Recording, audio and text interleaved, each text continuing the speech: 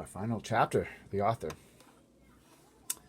Every country in the world that had, in the past, been visited by the foul man-eating giants sent telegrams of congratulations and thanks to the BFG and to Sophie.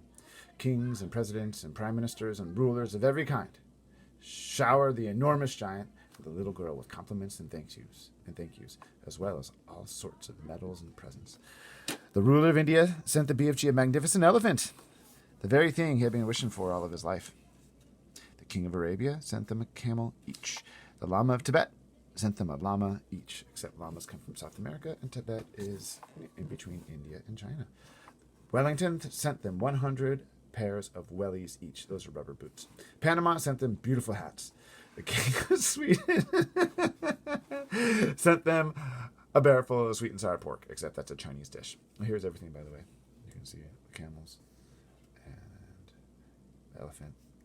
And then, where are they living? Where's the little... Jersey sent them pullovers. That's a type of sweater. There was no end to the gratitude of the world.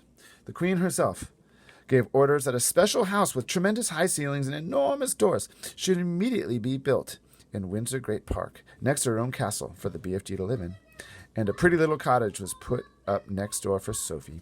The BFG's house was to have a special dream-sorting room with hundreds of shelves in it where he could put his beloved bottles.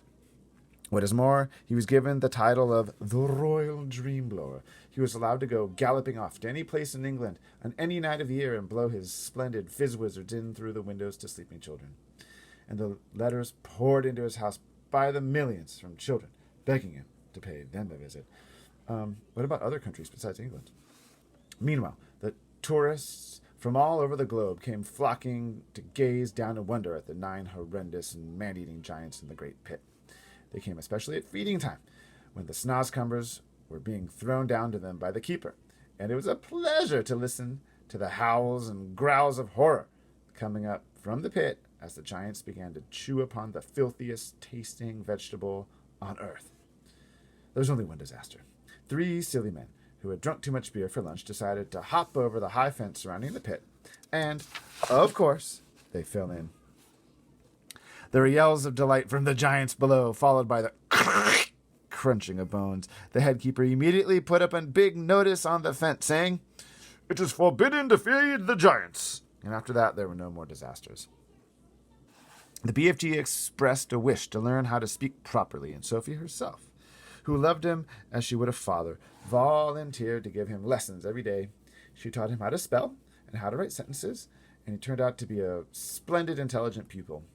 In his spare time, he read books. He became a tremendous reader. He read all of the Charles Dickens, whom he no longer called Dahl's chickens, and all of Shakespeare, and literally thousands of other books. He also started to write essays about his own past life. When Sophie read some of them, she said, "These are very good. I think perhaps one day you could become a real writer." "Oh, I would love that," cried the BFG. "Do you think I could?" "I know you could," the BFG said. "Why don't you start by writing a book about you and me?" "Very well," the BFG said. "I'll give it a try." So he did. He worked hard on it, and in the end, he completed it. Rather shyly, he showed it to the Queen. The Queen read it aloud to her grandchildren, even the whiz-popping parts. Then the Queen said, "I think we ought to get this book printed properly and published so that other children can read it."